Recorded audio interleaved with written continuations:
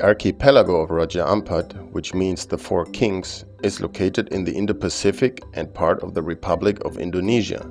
Its more than 1,500 islands form the center of the Coral Triangle, an area with the highest biodiversity of all oceans worldwide. More than 1,300 fish species have been found here, and 75% of the world's coral live in these waters.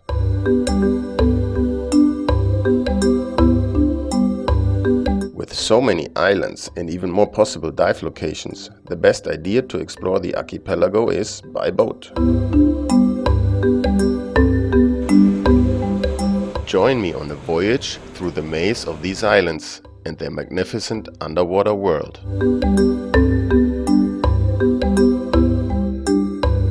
Our first stop is the island of Penemu.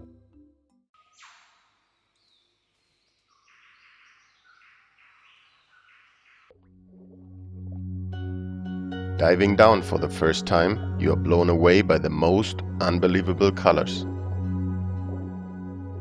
The amount of hard and soft coral is overwhelming. Not a square inch of real estate is wasted. Both hard and soft corals are marine animals, which live in compact colonies of many individual polyps. Most hard corals are reef builders, based on a hard inner skeleton. Over time, they build reefs and even islands. They live in symbiosis with photosynthetic algae and therefore need a lot of sunlight, growing best in shallow, clear and warm water.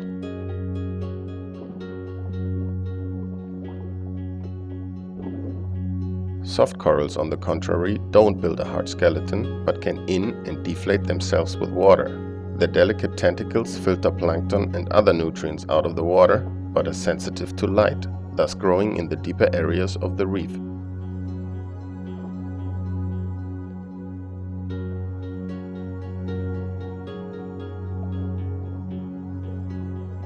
Interesting enough, sea anemones are closely related to hard corals, but without building a rigid framework. Clownfish live in a symbiotic relationship with their favorite sea anemone. The trade-off is that the fish find shelter in between the stinging tentacles, and the fish in return protect the anemone from hungry predators. These fish are immune to the stinging cells, of course, otherwise it wouldn't work. There's a variety of picky clownfish, each species living in their favorite anemone.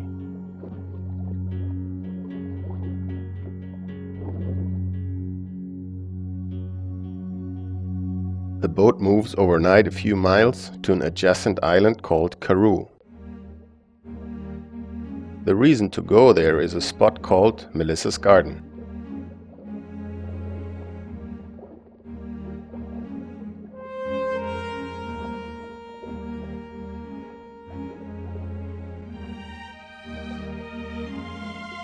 A wobbegong shark is resting in between a coral block. They are ambush predators, so instead of swimming around like madmen chasing fish, they lie camouflaged on a sandy bottom and wait for prey to pass by. This one seems to take a little napster though. Many predators in the sea use this feeding tactic, like the scorpionfish. Or this crocodile fish, which is almost invisible in his habitat.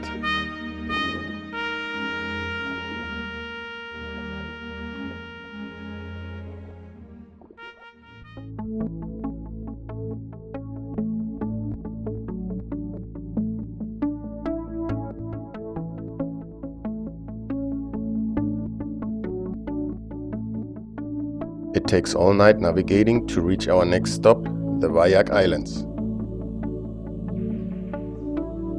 With the first cup of coffee in the morning, you automatically look around to search for Captain Jack Sparrow and the Black Pearl, but they must have dropped anchor in the next bay, I guess.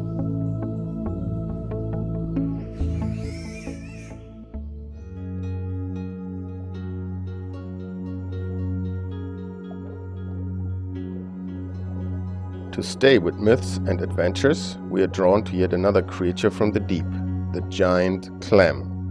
Legends know them as killer clams because they trap careless divers in the depth, usually until they run out of air. But the clams replied to this wrongful bad image with unique beauty.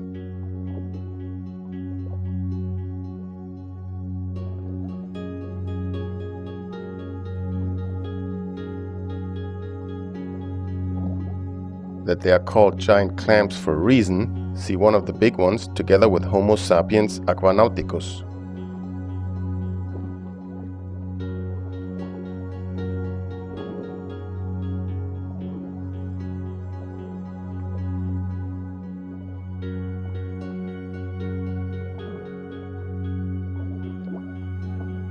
There is a mantis shrimp on patrol. The name comes from their awful claws, which look like the claws of the praying mantis on land. They can move their eyes independently and are considered to have the most complex eyes in the entire animal kingdom. Mantis shrimps are either sparers, which stab their prey, or smashers, which club their food into bits and pieces. This peacock mantis shrimp is a smasher and can even break through thin glass, as some unlucky fish tank owners can confirm.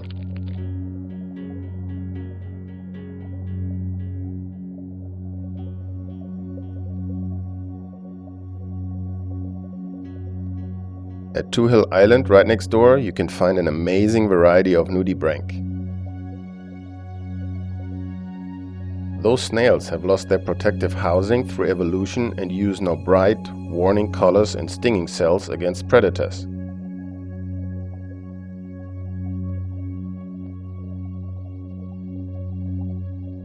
This makes them the most colorful creatures on Earth.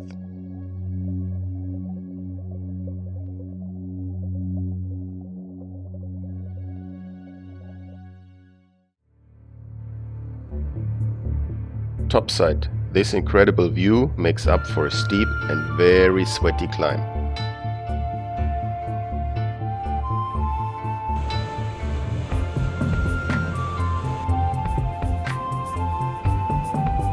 We are leaving this gorgeous place at sunset and set sail to Aljuri Channel.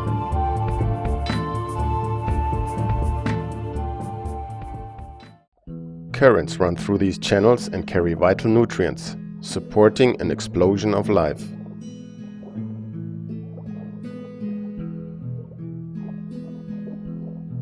Especially macrofauna settled and developed here in tremendous diversity. This is a commensal shrimp. These shrimp often act as cleaners and sometimes offer their services to divers with dirty hands.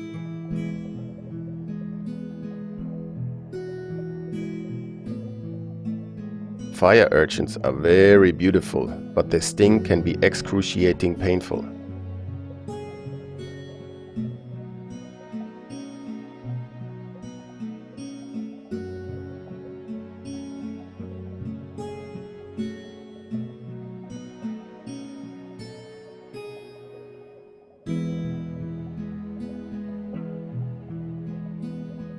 Here's one you would definitely pass by without seeing it.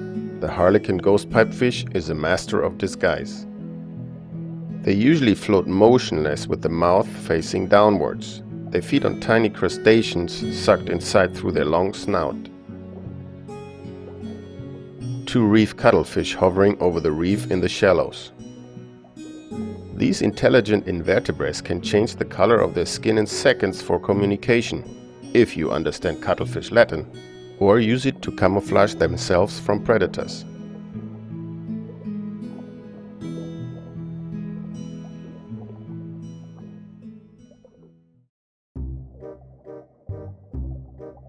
Just off our anchorage is an amazing muck dive.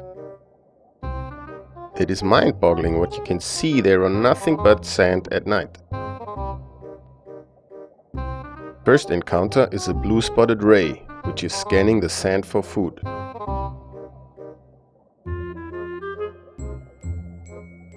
A small frogfish crawls past.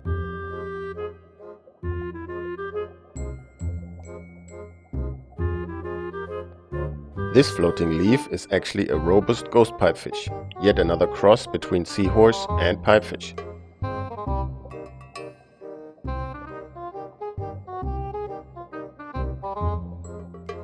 Sea pens are a form of soft coral, usually only seen at night.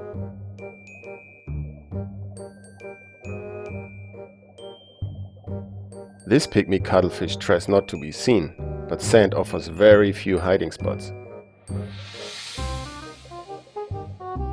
A squid enchants with magic luminescence.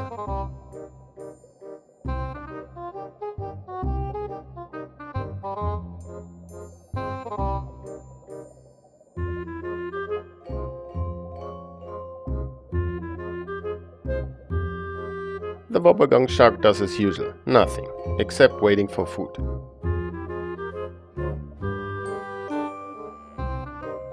And the winner of tonight's show of comical characters is for sure this endemic bamboo shark, the Raja Ampat walking shark. As the name already reveals, this small shark rather walks over the reef than to swim across it. They prefer to hunt by night in shallow water and tide pools and are capable of tolerating extremely low oxygen levels for several hours. A perfect adaptation to the living conditions of their natural hunting grounds.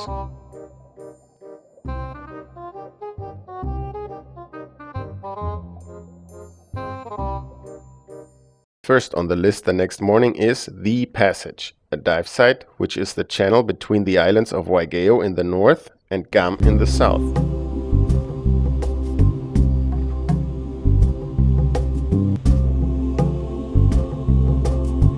This place is already famous in diver circles, some 20 meters wide and only 8 meters deep, but oh my god.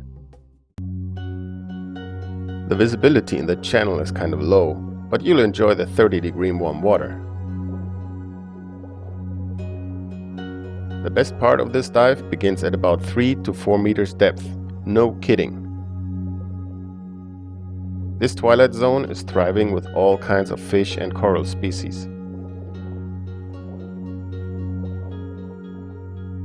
The topside vegetation throws a permanent shade over the sides of the channel, enabling soft corals to grow in this dim light up to almost the water surface.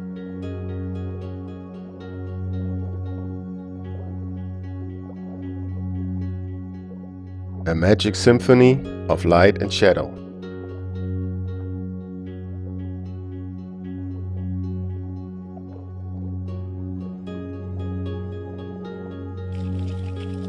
A muck dive called Nudie Rock promises naked snails in abundance, but it completely disappoints, at least in that regard.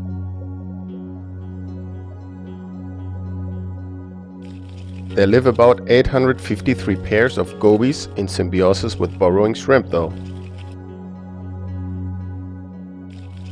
It's a mutualistic relationship between the two species, because the shrimp is almost blind and has no defense against predators, but likes to build houses, while the goby acts as watchman and enjoys a clean home.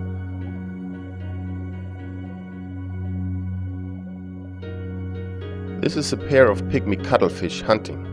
Cuttlefish in general have 10 tentacles, 8 short ones and 2 long ones that they use for catching prey, as you can see here.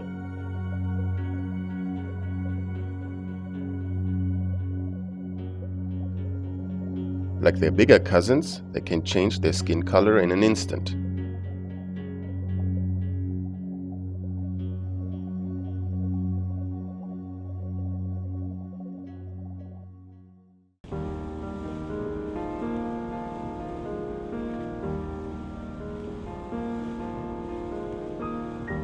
We leave the passage and travel over lunch to a small island called Yangefo, just southwest of Guam.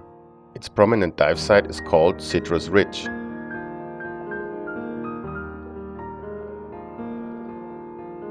The reef is covered with orange-colored soft coral, hence the name.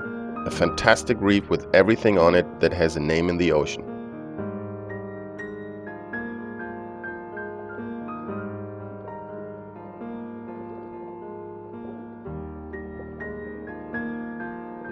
A friendly pygmy seahorse finally takes the challenge of posing for the camera.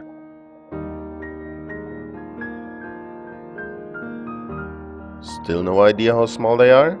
Well, here's a thing in the background to give you an idea.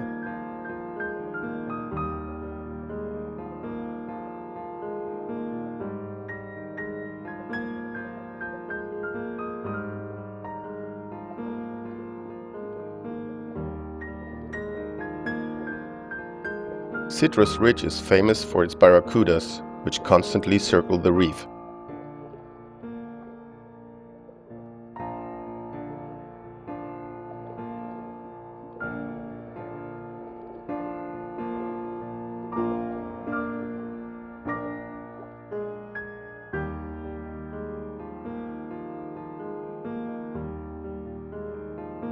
This sunset crowns the day in combination with an ice-cold bintang beer.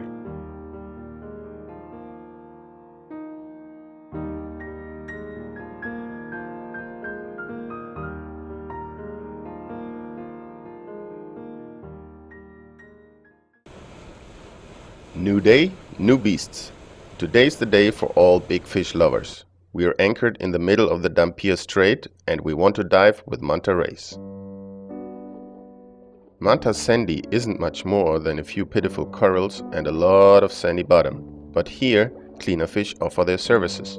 The mantas are the most famous customers around and the biggest, of course.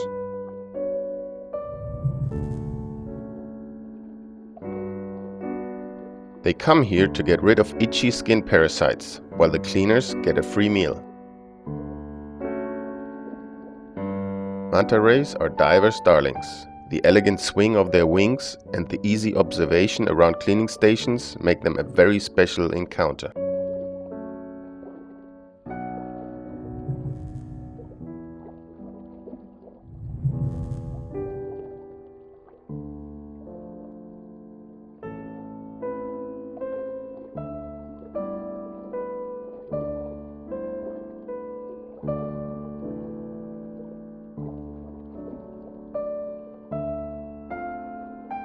And while you are mesmerized by the elegant rays above your head, you almost miss this tiny couple.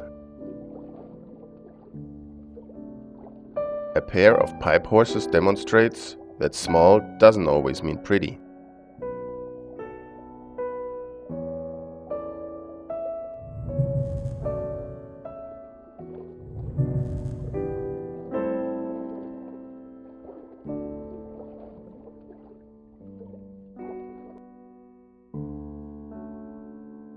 One incredible dive site chases the next one. Descending at a dive site called Blue Magic, a banded sea snake is looking for food at about 25 meters depth. Sea snakes can dive up to 2 hours and are very venomous. A real bite without the treatment with anti-venom could kill a human being. But sea snakes are friendly guys and don't see divers as a threat.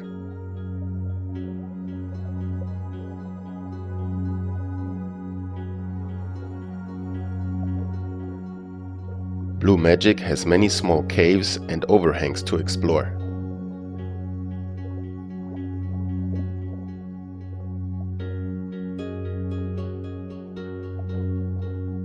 A school of bumphead parrotfish passes by to graze on the coral.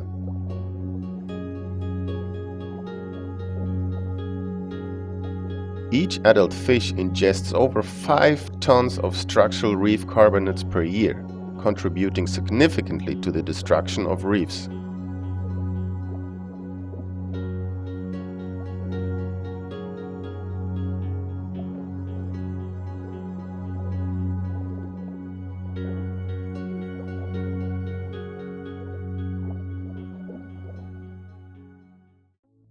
Sadly, it's time to return to Sorong and the long way back home. The fascinating underwater world of Raja Ampat is top of the list with divers all over the world. A good friend and shark lover said, "Okay, go diving there. Remember to bring a macro lens and get bored watching needle-sized critters all day." Where's the point, right? He's not that mistaken when it comes to size, but in Raja Ampat, you won't get bored at all.